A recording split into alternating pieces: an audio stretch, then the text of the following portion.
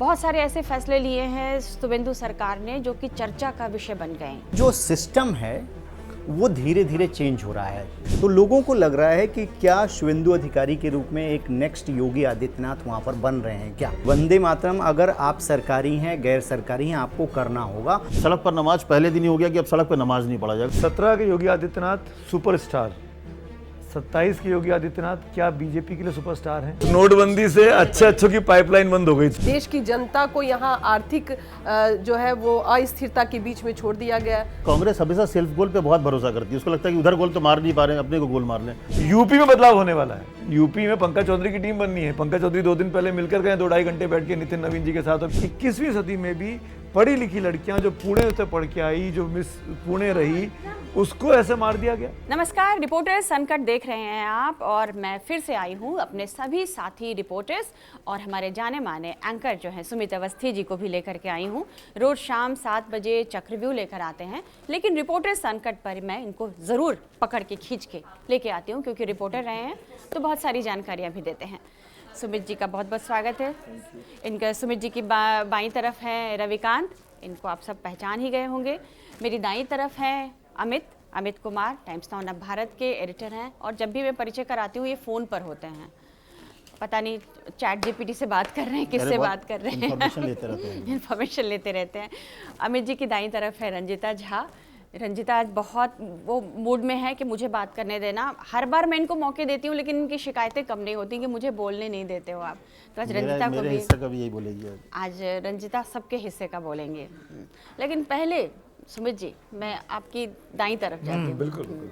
बंगाल से घूम के आए हैं और बंगाल पता नहीं क्यों भी बहुत हॉट बना हुआ है। इतनी गर्मी है, देश भर में हीट वेव चल रहा है और बंगाल में भी जो कहते हैं ना टेम्परेचर बहुत बढ़ा हुआ है। बांग्लादेश बॉर्डर के पास फेंसिंग हो रही है, उसकी तैयारी चल रही है। सीएए लागू हो गया। बहुत सारे ऐसे फैसले लिए हैं शुभेंदु सरकार ने जो कि चर्चा का विषय बन गए हैं। कड़क फैसले, महज 12-13 दिनों में कई ऐसे कड़क फैसले हैं। उन फैसलों का ग्राउंड पर क्या असर हो रहा है, मैं चाहूँगी कि रविकांत इस बारे में डिटेल में बताएं। देखिए प्रतिभा जी, लाइटर नोट पे स्टार्ट करते हैं। तो एक दिन क्या हुआ कि रेलवे के कुछ प्रोजेक्ट के लिए रेल मंत्री को बंगाल के मुख्यमंत्री से फ़ोन पर बातचीत करनी थी। तो उन्होंने अपने ऑफिसर्स को बोला कि बात कराइए पश्चिम बंगाल के मुख्यमंत्री से। तो पहले डेटाबेस में सारे नंबर होते हैं, अधिकारी बात करते हैं। उन्होंने फ़ोन लगाया तो लग गया ममता बनर्जी के पीए को। उन्होंने फ़ोन उठाया और बोला कि मुख्यमंत्री से बात कराइए। उन्होंने अब तो मुख्यमंत्री रही नहीं, मैं तो ममता बनर्जी का पीए बोल रहा हूँ। बोला अच्छा सॉरी। तो जो सिस्टम है वो धीरे धीरे चेंज हो रहा है। वहाँ पर देखिए उन्होंने 3-4 बड़े जो फैसले लिए हैं कि देखिए ममता बनर्जी की सरकार ने लगभग 200 ऐसे अधिकारी थे, उनको 3-4 साल से रिटायरमेंट के बाद भी एक्सटेंशन दे रखा था। सबसे पहले शुभेंदु अधिकारी ने कहा कि ये एक्सटेंशन जो है कंप्लीट हम बंद करेंगे। जो आईएएस आईपीएस की जो ट्रेनिंग होती है सेंट्रल गवर्नमेंट के साथ, उस ट्रेनिंग पर सभी को जाना होगा। पहले नहीं आते थे और जो कोऑर्डिनेशन होता था वो बहुत वीक था। अभी क्या है कि मेन प्रायोरिटी है संकल्प पत्र को पूरा करने की। तो लोगों को लग रहा है कि क्या शुभेंदु अधिकारी के रूप में एक नेक्स्ट योगी आदित्यनाथ वहाँ पर बन रहे हैं क्या, ऐसी छवि देखी जा रही। क्योंकि आप देखे होंगे वो सचिवालय में पीछे बैठ रहे हैं तो वो भगवा कलर का जो तौलिया है वो पीछे लगा रहे हैं। यहाँ भी ये वही तौलिया तो नहीं है जो योगी जी ने जो उनको गिफ्ट किया था, गमछा? नहीं, गमछा था, टॉवेल नहीं था। अच्छा। हाँ। वो उसको पीछे वो लगा रहे हैं तो वो इंडिकेशन दे रहे हैं। पटका था वो। बीएसएफ वाला जो मैटर था वो नेशनल सिक्योरिटी का मैटर था। पहली ही कैबिनेट में उन्होंने कहा था कि हम जैसे ही आएंगे ये काम करेंगे। अब जो बीएसएफ के अधिकारियों के साथ एक दिन पहले जो है वो बैठक हुई और उन्होंने सरकार ने जो ज़मीन है वो हैंड ओवर कर दी है। अब उसमें क्या है, फेंसिंग भी नई तकनीक से की जाएगी। वो कोबरा फेंसिंग करेंगे वो लोग। क्या है कि फेंसिंग 2-3 तरीके से होती है। जैसे एक नॉर्मल फेंसिंग है, लोहे के कटीले तार लग गए। एक होता है जिसमें पावर सप्लाई होती है, आप आए उसके डोमेन में टच किया मर गया, मतलब करंट होगा उसमें। हाँ। तो वो नई तकनीक के साथ आ रहे हैं और शुभेंदु अधिकारी इस वक्त दिल्ली में है। कल उन्होंने देर रात केंद्रीय गृह मंत्री से मुलाकात की है और मुलाकात के बाद जो होम मिनिस्ट्री के जो काम है वहाँ पे नेशनल सिक्योरिटी वाले उनको प्रायोरिटी पर किया जा रहा है। आईएएस आईपीएस की ट्रेनिंग की जा रही है। इसके साथ ही जो वंदे मातरम वाला है कि वंदे मातरम अगर आप सरकारी हैं गैर सरकारी हैं आपको करना होगा, और वो उसको लेकर कई जगह क्लैश की जो रिपोर्ट्स हैं वो आ रही हैं। मदरसों में भी मदरसों में भी कल का। सुबह हाँ। उनका नोटिस आया था, कई लोगों ने बोला हम नहीं करेंगे, क्यों नहीं करेंगे, तो उसको एडमिनिस्ट्रेशन किस तरीके से डील करता है और वो तैयारियां चली है। और एक इम्पॉर्टेंट फैक्टर जो बीजेपी का काडर था उसको ममता बनर्जी से उतनी दिक्कत नहीं थी, दिक्कत थी उनको अभिषेक बनर्जी से। अब देखिए कि उनकी प्रॉपर्टी की जो लिस्ट बनाई जा रही है कि जो उनका घर है शांति निकेतन उसमें इलीगल कंस्ट्रक्शन किया गया है, तो इलीगल अगर कंस्ट्रक्शन किया गया है तो उस पर बुलडोजर की कार्रवाई होगी, वो भी कहीं ना कहीं योगी आदित्यनाथ से थोड़ा सा रिलेट करता है। तो शुभेंदु अधिकारी फुल फॉर्म में है, जो कमिटमेंट किया गया है, जो संकल्प पत्र में वादे किए हैं उन वादों को लेकर आई है सरकार, तो उन वादों को पूरा करने के लिए सारी कार्रवाई की जा रही है और ये आपको 1 महीने तक पूरी हैपनिंग दिखाई देगी। दूसरे तीसरे मुझे लगता है शपथ के और वो लेने के बाद, मतलब चार्ज लेने के बाद जो दूसरे तीसरे दिन पहली जो चीज़ दिखी थी, तो ये तो कैबिनेट वाली चीज़ें हो गई। एक और चीज़ बहुत महत्वपूर्ण था जो शायद भूल गए कि सड़क पर नमाज, आपको याद होगा उस दिन पत्थरबाजी भी हो गई, सब कुछ हो गया। और ये एक ऐसी चीज़ है जो नहीं होता, जो कहा जाता है कि सरकार का काम कहाँ दिखता है, सड़क पे ही दिखता है। सबसे पहला काम सड़क पे दिखता है। अगर सड़क बनती है तो आप कह सकते हैं इस सड़क पे जा रही है, सरकार ने बनाया। वैसे ही सड़क पर नमाज पहले दिन ही हो गया कि अब सड़क पे नमाज नहीं पढ़ा जाएगा, और उसको लेकर हंगामा भी हुआ और मुझे लगता है कि आगे भी इस चीज़ को होगा। लेकिन ये बड़ा फैसला था, ये बहुत बड़ा फैसला, क्योंकि वहाँ पर ये अक्सर होता है और कई जगहों पे होता है कि सड़क पर फ्राइडे शाम को दोपहर में जो नमाज होता है फ्राइडे का, उसमें होते हैं। तो वो एक बहुत महत्वपूर्ण चीज़ था, एक मैसेजिंग देने के लिए कि बॉस अब हमारी सरकार आ गई, अब सड़क पे ऐसे नमाज नहीं होगा। सुमित जी, ये जो फैसलों की बात करें, कड़क फैसलों की बात करें, उसमें आमतौर पर हम देखते हैं कि बीजेपी सरकार के जो मुखिया होते हैं राज्यों में, वो एग्रेशन से काम करते हैं। बिल्कुल शुरुआती ताबड़तोड़ फैसले, ऐसा लगता है जैसे सब कुछ बदल लेने के नियत से आए हों। इस एग्रेशन को आप किस तरह से देखते हैं और ये कितना बीजेपी को सूट करता है? मैं इसको एग्रेशन नहीं मानता हूँ। आपने एग्रेशन शब्द आपने दिया, ये बीजेपी के काम करने का तरीका है। जब आप एक राज्य में पहली बार बीजेपी की सरकार बने, फॉर एग्जांपल अगर मैं यूपी से ही कंपेयर करूं, 2017 में जब योगी जी मुख्यमंत्री बनते हैं, और मेरे ख्याल से अगर मैं डेट नहीं भूल रहा हूं तो 17-18 मार्च को उन्होंने शपथ ली थी, और उसके बाद का मई तक का आप कार्यकाल देखिए, उन 2 महीनों में 17 का सेम चीज़, उसी टेम्पलेट को बिल्कुल एज इट इज़ रिपीट किया हिमंत बिस्वा शर्मा ने, जबकि वो सर्बानंद सोनोवाल को हटा के बने थे असम में।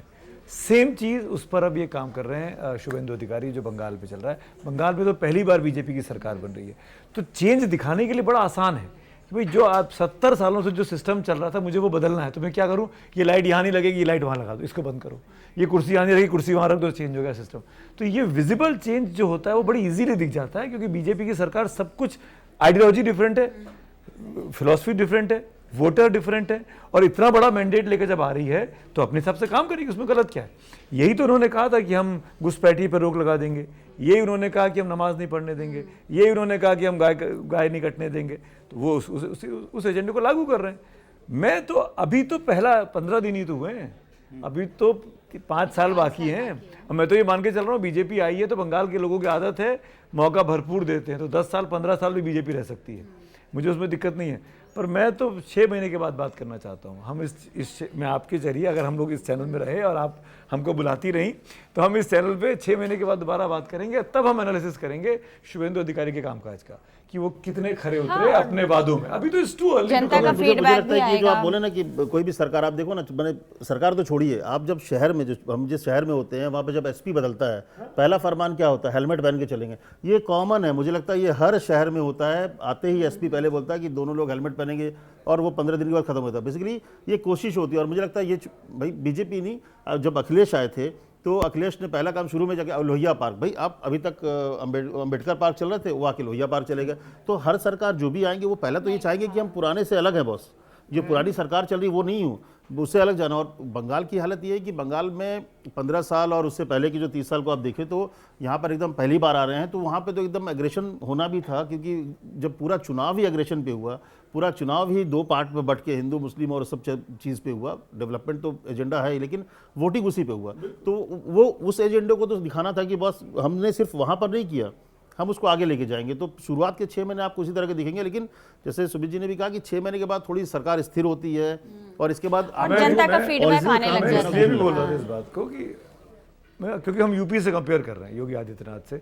17 के योगी आदित्यनाथ सुपरस्टार, 27 के योगी आदित्यनाथ क्या बीजेपी के लिए सुपरस्टार हैं? मैं ये बीजेपी से ही पूछना चाहता हूँ, बीजेपी के नेताओं से, क्योंकि अभी जो कैबिनेट रिशफल हुआ, एक्सपेंशन हुआ, उस पर इतनी कहानियाँ चली कि मुख्यमंत्री की चली कि दिल्ली से बनाए गए, कैबिनेट की पोर्टफोलियो मिलने में 8 दिन लगे, संडे को शपथ होती है, अगले संडे को पोर्टफोलियो मिलते हैं, सीएम को दिल्ली आना पड़ता है, सीएम के सेक्रेटरी को दिल्ली आना पड़ता है, ओएसडी को पार्टी अध्यक्ष से मिलना पड़ता है, home minister. I am just saying कि वो जो योगी आदित्यनाथ थे 17 वाले, क्या वो 27 वाले योगी आदित्यनाथ हैं? ये हम तभी हो सकता है जब उनके कामकाज को देख लें। अभी तो आपने देखा नहीं, मुट्ठी बंद है। हाँ, और जनता का फीडबैक तब तक 6 महीने में काफी कुछ जनता को महसूस हो जाएगा। तो यूपी में योगी आदित्यनाथ के सीएम, उनका चेहरा बनकर चुनाव नहीं लड़ा था, उनको मुख्यमंत्री बनाया गया पार्टी आलाकमान के द्वारा। 17 के कंपैरिजन में बीजेपी की सीटें यूपी में 22 में कम हुई, हाँ, है ना, लोकसभा की सीटें कम हुई। तो योगी आदित्यनाथ का अगर पैमाना चुनाव होता है, तो चुनाव के पैमाने अगर आप योगी आदित्यनाथ को रखेंगे तो क्या आप कहेंगे कि वो बीजेपी के लिए भी कामयाब मुख्यमंत्री हैं? नितिन नवीन कह चुके हैं कि योगी आदित्यनाथ ही चेहरा उनके नाम पे ही होगा। देखिए, पार्टी में एक चीज होता है कि चेहरे पे लड़ा जाता है। ये देखिए, बड़ी ये लाइन बहुत टेक्निकल है। ये टेक्निकल लाइन इस लिहाज से कि उनके नाम पे लड़ा जाएगा, उनके चेहरे को बनाया जाएगा। आगे क्या होता है, और इसी बात को आप जो उनके अपोजिशन वाले हैं वो इस बात को तमाम लोग बोलते हैं। केशव मौर्य ने भी अपने यहाँ जो इंटरव्यू उसमें कहा कि भाई तय तो जब होगा चुनाव जीतने का विधायक तय करेंगे कि कौन मुख्यमंत्री होगा। लेकिन हाँ, इतना तय है कि अभी जो चुनाव होगा वो इनके नाम पे होगा और इनके दूसरे जो मुख्यमंत्री हैं उत्तराखंड में उनके नाम पे होगा। लेकिन देखिए, योगी में अगर देखिए तो योगी की पहली परीक्षा थी 22, ठीक है, सीटें घटी, और जो 2017 का जो इलेक्शन था वो एकदम डिफरेंट लेवल पे इलेक्शन था, क्योंकि कोई नाम नहीं, कुछ नहीं, पार्टी गई। और कहा जाता है ना कि पुरानी नाराजगी और सपा बसपा के बाद जैसे विजय की जो स्थिति थी। लेकिन उस समय क्योंकि 14 में मोदी आ गए थे, तो एक सपोर्ट होता है ना कि पीछे से सबको लगता था कि अब ये वक्त है, सही वक्त है जिसमें खुल के बात करें, तो वो हुआ। और निश्चित तौर पर योगी, ये भी मत भूलिए कि 17 के चुनाव के पहले नोटबंदी हुई थी, और उस नोटबंदी से अच्छों की पाइपलाइन बंद हो गई थी। 6 महीने पहले हुई थी, 6 महीने पहले दिसंबर में हुई थी। 6 महीने पहले और लग रहा था कि चुनाव थे फरवरी मार्च में। अनुमान लगाया जा रहा था कि नोटबंदी का 2017 के चुनाव पर क्या असर। मायावती तो खत्म ही हो गई। 17 से मायावती का डाउनफॉल शुरू हो गया यूपी में। हाँ, बिल्कुल सही है। और मायावती की याद अच्छी दिलाई आपने रंजिता। कल या परसों हम देख रहे थे कि वो एक डेलीगेशन गया था मायावती के पास, कांग्रेस का, कि जी हमसे दोस्ती कर लो, हमसे गठबंधन जबरदस्ती कर लो। हाँ, जबरदस्ती। और मायावती ने कहा कि मिलने से भी मना कर दिया। ये किसने भेजा, किस प्लानिंग से भेजा गया, और क्या चल रहा है कांग्रेस के दिमाग में? देखिए, अब तो जो सबसे बड़ा चुनाव है वो उत्तर प्रदेश का ही चुनाव है। हालांकि अखिलेश अभी 2 दिन पहले भी मीडिया में ये कहते हुए नजर आए कि कांग्रेस के साथ ही हमारा गठबंधन रहेगा, क्योंकि कांग्रेस को भी ये पता है और समाजवादी पार्टी को भी ये पता है कि कांग्रेस से अलग कुछ बेहतर हो नहीं पाएगा, भले ही कांग्रेस का वोट बैंक कम हो। उनको ये पता है कि मुसलमान कहीं अलग हो जाए, यादव भले ही उनके साथ हो, लेकिन मजबूत स्थिति तभी रहेगी जब गठबंधन रहेगा। मायावती की कहानी कैसे शुरू होती है? राजेंद्र पाल गौतम, जो कांग्रेस के एससी डिपार्टमेंट के हेड हैं, आम आदमी पार्टी से आए हैं, उनकी पॉलिटिक्स की शुरुआत जो है वो बीएसपी से रही है, मायावती के करीब रहे हैं। उनका ये भी कहना है कि मायावती के पिता जब भी वो घर जाते थे तो उनके पिता उनको बिना खाना खिलाए वापस नहीं लौटाते थे, और बेटी ने दरवाज़ा ही नहीं खोला। तो ये स्थिति क्यों आई? क्योंकि एक तो 2 चीज़ें निकल कर आ रही है। एक तो ये कि क्या राजेंद्र पाल गौतम बीएसपी के साथ, और खास करके जो वोट बैंक है बीएसपी के पास, जो दलित वोट बैंक है, उसको साधने की ये कोशिश थी। लीडरशिप को किसी तरह की जानकारी नहीं थी, क्योंकि राहुल गांधी का प्रोग्राम था वहाँ अमेठी रायबरेली में। राहुल गांधी प्रधानमंत्री को टारगेट कर रहे हैं। वो कह रहे हैं कि किस तरह से मेलोडी दिया जा रहा है और देश की जनता को यहाँ आर्थिक जो है वो अस्थिरता के बीच में छोड़ दिया गया है। देश में लोगों को कहा जा रहा है कि आप विदेश मत जाइए, सोना मत खरीदिए, बाहर घूमिए मत, लेकिन विदेशी दौरे पर प्रधानमंत्री हैं। दूसरी तरफ कांग्रेस कैसे, देखिए कांग्रेस सेल्फ गोल किस तरह करती है कि राहुल गांधी इतना बड़ा टारगेट प्रधानमंत्री को निशाने पे लिए हैं, और खबर क्या चल रही है कि राहुल के दूत से मायावती नहीं मिले। हाँ, दरवाजा तक नहीं खोला। सबसे बड़ी बात कि कोई अपॉइंटमेंट भी नहीं था। मतलब जब ये चीजें ज्यादा आई, जब मीडिया सवाल करने लगा, तो उन्होंने कहा कि हम तो बस पूछने गए थे कि आपकी तबीयत कैसी है। 70 साल की हो गई है, हेल्थ अरे कैसा चल अचानक से रहा है तबीयत आपका? का ख्याल आया। अचानक से तबीयत का अब सुमित जी ख्याल के यहाँ आया। जाना हो, सुमित जी के यहाँ, तो आप फोन करके जाओगे ना रंजीता, पूछेंगे ना, ऐसे घर थोड़े में है थोड़े कि ना नहीं पहुंच है? जाएंगे। अपने चाचा के जाना तो बोलना पड़ता है कि चाचा मैं आ रहा हूँ, खाना मिलेगा ना, तो चाचा कहते थे आज रात को मत आना, कुक नहीं आने वाली है, ये भी हो जाता है। ये हम भी नहीं है जो भी हो। नहीं, तनुज पुनिया जो है वो मुझे किसी ने बताया कि वो मना कर रहे थे। तनुज पुनिया कह रहे थे कि देखिए एक बार मैं बात कर लेता हूँ, फोन कर लेता हूँ, पूछ लेता हूँ कि है या नहीं है, अगर है तो हम लोगों से मिलेंगे या नहीं मिलेंगे। लेकिन राजेंद्र पाल गौतम की अपनी ये confidence में थे नहीं, कि कॉन्फिडेंस हमसे भी है, मिल लेंगे? अपनी भी एक पॉलिटिक्स, क्योंकि कहा जा रहा है कि उत्तर प्रदेश चुनाव से पहले उनको प्रभारी बनाया जा सकता है, तो वो अपनी पिच तैयार कर रहे थे और इसमें कांग्रेस की फजीयत हो भद गई। पिटवा देते मुझे हैं लगता ना, है कांग्रेस का सबसे अच्छी चीज क्या कोई है, मिलना कांग्रेस नहीं चाह रहा है। नहीं, कांग्रेस हमेशा सेल्फ गोल पे बहुत भरोसा करती है। उसको लगता है कि उधर गोल तो मार नहीं पा रहे हैं, अपने को गोल मार लें। हमेशा मतलब कुछ अच्छी चीज अगर हो रही हो, पार्टी कुछ करती है, उनके ही कोई नेता आ जाते हैं चुनाव से ठीक पहले, देखिएगा मनीशंकर अय्यर कुछ बोल देंगे उत्तर प्रदेश में, या कोई ऐसा सलमान कहते हैं खुर्शीद BJP आएंगे। के पेड़। हाँ, सब लोग बोलते हैं ना कि नहीं, तो बीजेपी ये- के सब 12 प्लेयर है, सब 12th मैन ये सब गौतम जी पार्टी ने के। पार्टी में कोई ऐसे मतलब निर्णय नहीं लिए, मतलब कोई विचार विमर्श नहीं होता, कोई बताया नहीं जाता कि हम ऐसा करने जा रहे हैं, मायावती के यहाँ जाएं कि नहीं जाएं। उनसे जवाब तलब किया गया। जो प्रभारी हैं अविनाश पांडे, उन्होंने पूछा कि ये क्या था, क्योंकि खबरें चलने लगी राहुल गांधी वहाँ भाषण दे रहे और यहाँ खबर कुछ और चल रही है। उनसे पूछा गया, फिर उन्होंने कहा कि ये हमारा कोई पहले से प्रायोजित नहीं था। तो उनसे ये भी कहा गया कि भाई आप अगर इस तरह के कुछ मूवमेंट रहता है, क्योंकि ये पॉलिटिकल मूवमेंट है, कोई भी राजनीतिक पार्टी का कोई व्यक्ति अगर कहीं किसी राजनीतिक पार्टी के व्यक्ति से मिलता है और वो भी मायावती, तो आपको कम से कम ये लीडरशिप को भी तो बताना ये पड़ेगा वही ना। मैं जानना हालांकि चाह ये रही भी हूँ कि बताया क्या- गया कि राहुल गांधी ने फोन भी किया था और पूछा कि ये क्या हुआ। फिर उन्होंने बताया कि हम गए थे, तो मिली कि नहीं मिली, तो कह रहे नहीं मुलाकात तो नहीं हो पाई। बस बिना मैं एक बताए। चीज़ जोड़ना चाह रहा हूँ, जो ये मेरा एनालिसिस है, गलत भी हो सकता है 100%। पिछले कुछ सालों में, महीनों में कह लीजिए, साल ज़्यादा हो जाएगा, 2 साल के आसपास कह लीजिए, मायावती के राजनीति को अगर आप ट्रैक करेंगी तो मायावती अलाइंड टुवर्ड्स एस्टेब्लिशमेंट दिखाई देती है। She is not fighting as a opposition leader, she exactly. Is not looking like that कि उनको योगी आदित्यनाथ के लिए चुनौती खड़ी करनी है, या दिल्ली की बात करूं तो नरेंद्र मोदी की सरकार के लिए चुनौती खड़ी करनी वो है। बहुत smooth वो लड़ते politics हुए नहीं में, दिख रही लड़ते है, नहीं वो दिख आराम रही, से हाँ। घर में बैठी रहती है। वो किसी मूवमेंट में, किसी प्रोटेस्ट में, कहीं आंदोलन में नहीं, वो 15-20 दिन में एक कोई मुद्दा आता है, आती हैं, पढ़ा हुआ स्टेटमेंट देती हैं, प्रेस कॉन्फ्रेंस कथित तौर पर करती हैं और लौट जाती हैं। यही मायावती की राजनीति। अगर आप ये उनके सोशल मीडिया हैंडल को देखने के बाद मैं दोबारा कह रहा हूँ, उस दिन जो मुझे लगता है, ये मैं 100% गलत हो सकता हूँ, और प्लीज रंजिता मुझे ठीक करना, आप मेरे पास कोई जानकारी नहीं है। एक राजनीति में दिलचस्पी रखने वाले न्यूज़ एंकर और पत्रकार होने के नाते जो मुझे समझ में आया उस दिन, उस खबर को देखने के बाद, वो ये समझ में आया कि तनुज पुनिया और राजेंद्र पाल गौतम राहुल गांधी को खुश करने के लिए ये स्थापित करना चाहते थे कि देखिए हम तो मायावती की तरफ दोस्ती का हाथ बढ़ा रहे हैं, हम मायावती की तरफ चले गए मिलने के लिए और मैडम ने, बहन जी ने हमारा दरवाज़ा नहीं खोला। इसका मतलब बहन जी जो है वो बीजेपी के साथ मिली हुई हैं, वो कांग्रेस के साथ मिलने में आनाकानी कर रही हैं। वो इस नरेटिव को सेट करना चाहते थे अपने हाईकमांड को खुश करने के लिए, जो कि लॉन्ग टर्म ऑफ प्लानिंग में उनकी एक अच्छी रणनीति हो सकती है कि मायावती को at the end of the day साथ में चुनाव नहीं लड़ना है। मायावती वहाँ तीसरी ताकत के तौर पर ही यूपी का विधानसभा लड़ेंगी, वो कांग्रेस और सपा के साथ नहीं आएंगी।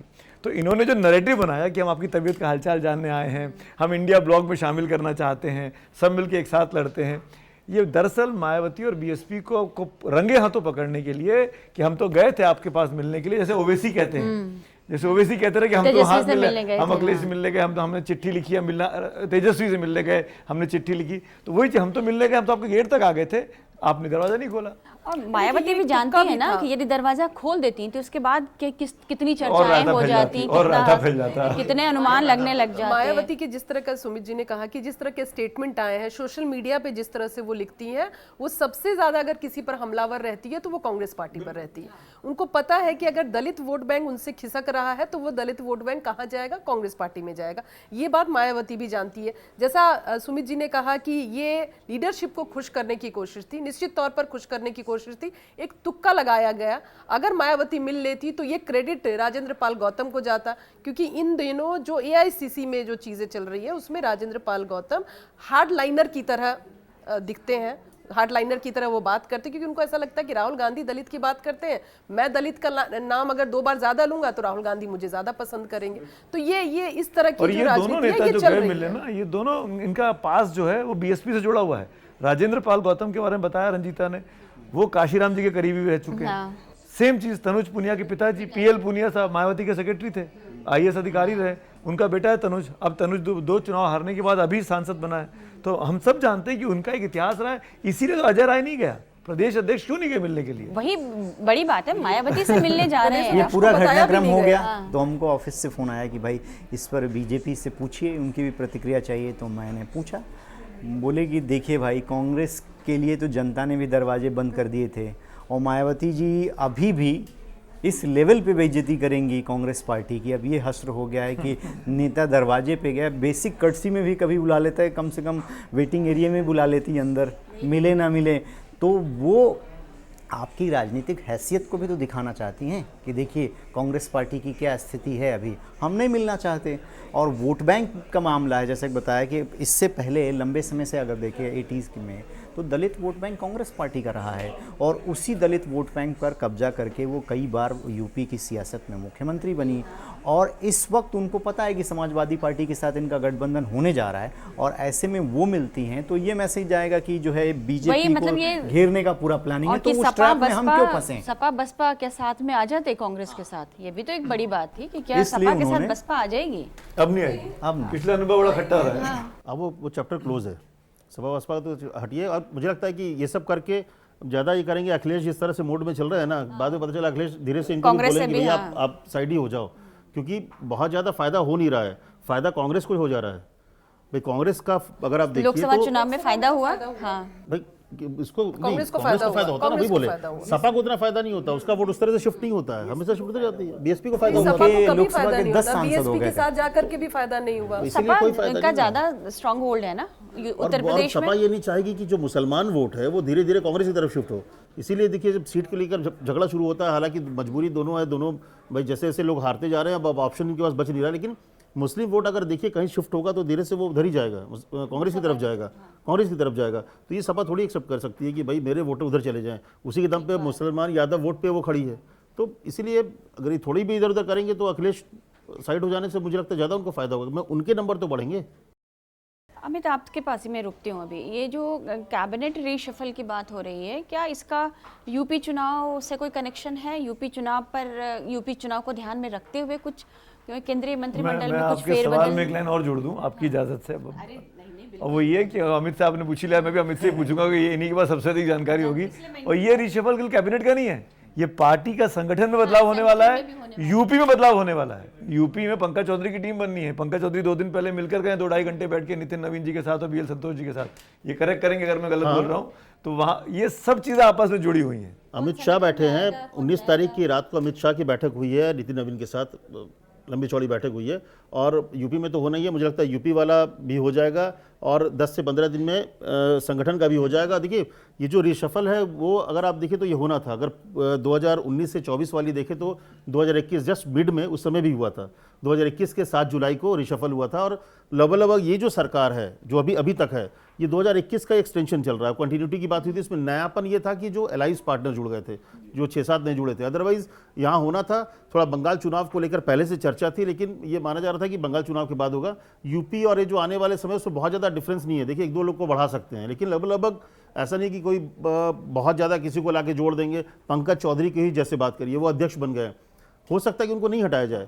इसलिए भी नहीं हटाया जाए क्योंकि अध्यक्ष, देखिए जो ग्रामीण इलाका है, अध्यक्ष से ज़्यादा लोग को लगता है मंत्री आए, तो एक ऑरा बना होता है। अब यही चीज़ जी किशन रेड्डी के साथ था, वो उनको अध्यक्ष जब बना गया था तेलंगाना का, तभी उनको मंत्री रखा गया था ताकि चीज़ें हो। लेकिन मुझे लगता है कि ये क्योंकि कंटिन्यूटी वाली सरकार है और हम लोग को 2024 के बाद, अगर आपको याद हो, हम लोगों ने इस बात की चर्चा भी की थी, बाहर में मिलकर भी की कि सरकार तो वही है, कुछ बदलाव तो हुआ नहीं है। तो हो सकता है कि अब जब होगा तो वो बड़े लेवल पे हो। कुछ तो कहते हैं कि ब्लडबाथ जैसी बात हो सकती है, क्योंकि मोदी जी चाहेंगे कि ये लगभग वो सरकार है जो 2014 से कंटिन्यू कर रही है। इसमें ज़्यादातर चेहरे वो हैं जो 2014 से लगातार आ रहे हैं। तो हो सकता है कि जब आप अध्यक्ष नया बनाए हैं, टीम नहीं होगी, तो हो सकता है कि जो कैबिनेट रिशफल की बात करूँ, ये जून के आसपास, जून में होने की संभावना है। हालांकि प्रधानमंत्री का अधिकार होता है, लेकिन कहा यह जा रहा है कि इसमें नए चेहरे ज़्यादा होंगे, ये संभावना व्यक्त की जा रही है। लेकिन एज यूजुअल जैसे सरप्राइज़ की बात होती है, लेकिन कई चेहरे हैं, यहाँ की जो घटनाएँ चल रही है, कुछ मिनिस्ट्रीज़ की बात हो रही है, तो ऐसे में नाम हर कोई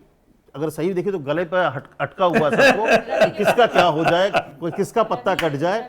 स्थिति ठीक नहीं है। अगर आप किसी के पास जाएं तो सबको ये चिंता हो रही है कि क्या हो रहा है, क्या हो रहा है, क्लिप वायरल हो गई, क्या पता हो लगा रहा आपने है। किसका नाम ले लिया। हाँ, रवि नाम के इसलिए पास लिया नहीं, रवि सबकी के पास स्थिति है ठीक नहीं कुछ है। नाम। रवि कौन आ रहा है, कौन जा रहा है? कल लेकिन 2 आदमी पक्के हैं और उसके बाद हर आदमी असंभव है, किसी के साथ कुछ भी हो सकता है। सर ने भी नाम नहीं बताया। 2 के नाम तो मैं ले सकता हूँ, उसके बाद दिक्कत है।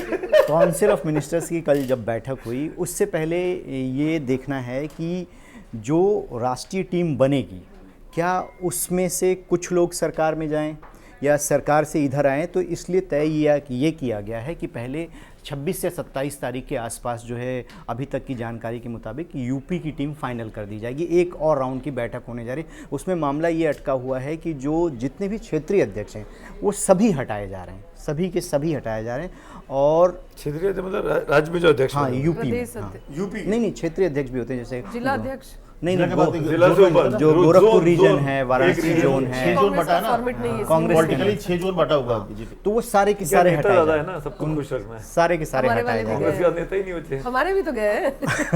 तो उसके बाद क्या है कि यहीं से ज्यादा गए। नितिन नवीन जी की जो टीम बनेगी उसमें अच्छा, एक चीज और जोड़ दूं, सॉरी, जी सर। इसी यूपी की खबर है। हाँ। कल केशव बाबू को दिल्ली बुलाया गया अचानक, कल शाम वो दिल्ली में थे, सुना मैंने। नहीं बुलाया नहीं गया क्योंकि नितिन नवीन जी और बाकी लोग उसमें काउंसिल ऑफ मिनिस्टर्स में भी, क्योंकि कभी यूपी काउंसिल में नितिन नवीन भी थे। नहीं ये बाकी नेता बिजी थे क्योंकि कभी कभी यूपी के नेता बिना बुलाए भी आ जाते और ये हैं। मैसेज किसी देते के हैं कि साथ बुलाया वीडियो गया के है। मुझे ये बुलाया मैसेज गया देते है ताकि बाबा को आप दोनों एक टेंशन बार चेक करिए, केशव बाबू को कल अचानक फोन गया। नहीं आते हैं, आए मैं होंगे, बता रहा हूँ आते लेकिन हैं, ये मैसेजिंग खूब होता कि है। 3 बजे के बाद सारे नेता जो है अपना प्रेजेंटेशन कि हमसे क्या पूछ लिया जाएगा, हमसे क्या होगा, मंत्री तो सारे उसी वो में तो व्यस्त मंत्री की बात ही नहीं कर रहा, मैं तो तो केशव मौर्य की बात कर रहा हूँ, यूपी डिप्टी सीएम। अच्छा, वैसे एक चीज़ बताऊँ, ये कल बड़ा इंटरेस्टिंग था, मतलब कुछ लोगों से बात ऐसी हो रही थी तो, क्योंकि जो पिछले बार जब रिशफल की चर्चा से पहले जो काउंसिल ऑफ मिनिस्टर की बैठक हुई थी तो उसमें प्रधानमंत्री का बहुत अच्छी खूब सारा प्रेजेंटेशन हुआ, सारी चीज़ें हुई, तो इसको लेकर सबकी टेंशन में थी। हम बोले क्या होगा, आज क्या होगा, बोला अरे ये सब तो जो होगा होगा, पिछले बार वाला जैसा ना हो जाए।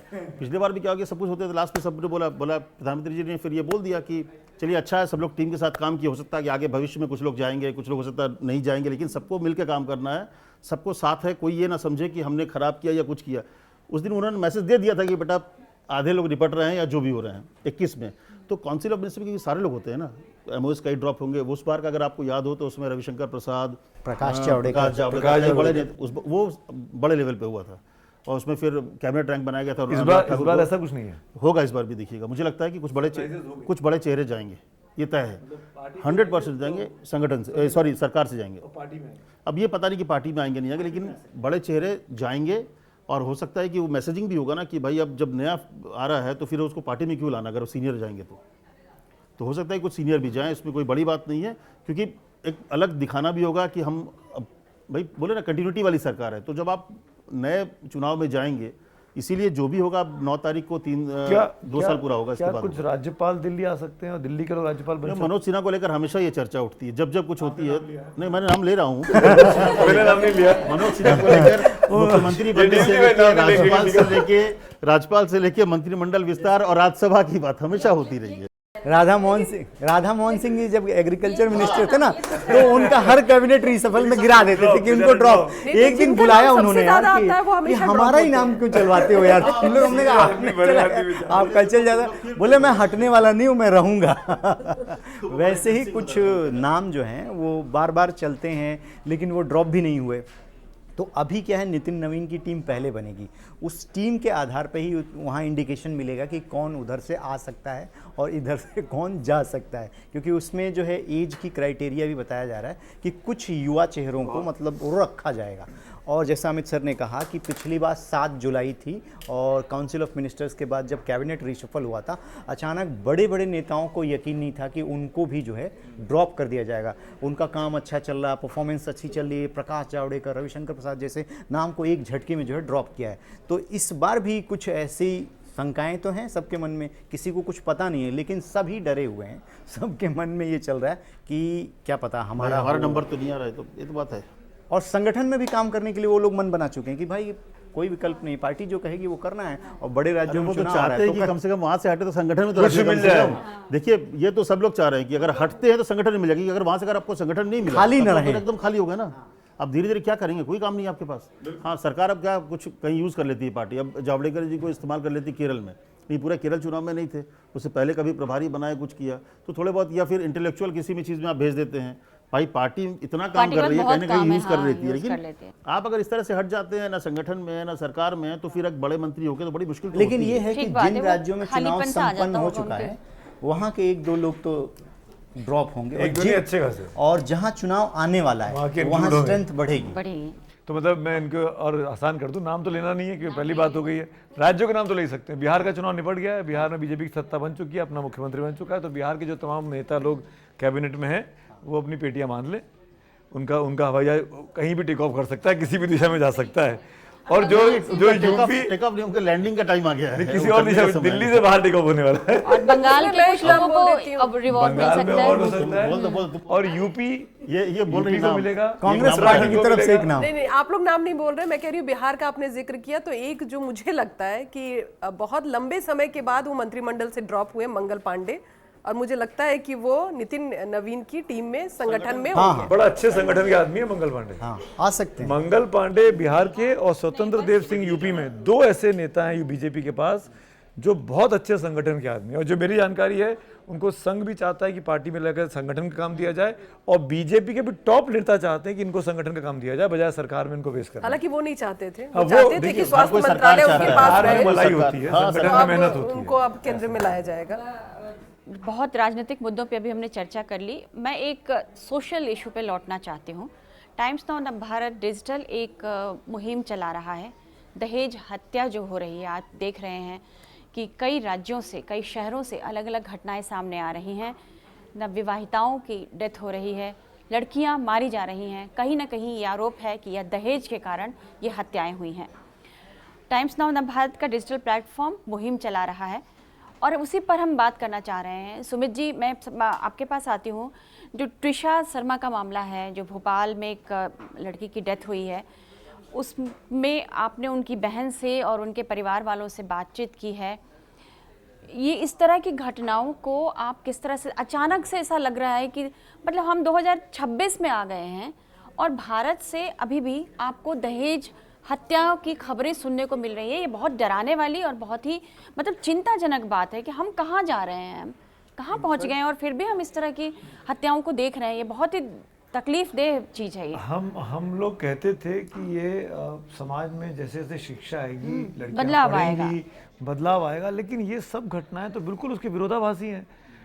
ग्रेटर नोएडा की दीपिका नागर, भोपाल की ट्रिशा शर्मा, पढ़ी लिखी लड़कियां, MBA ग्वालियर कर की चुकी हैं, रजक हाँ। लड़की, मतलब मैं कह रहा चाहूँ कि ऐसी 5-6 घटनाएं कर्नाटक में ऐश्वर्या कर्नाटक की ऐश्वर्या, एक घटनाएं देखें आप। ये सब पढ़े लिखे परिवार की बच्चियां, इनके माँ बाप पढ़े हुए, जिनसे शादियां हुई वो पढ़ा लिखा परिवार, उनका पति पढ़ा लिखा।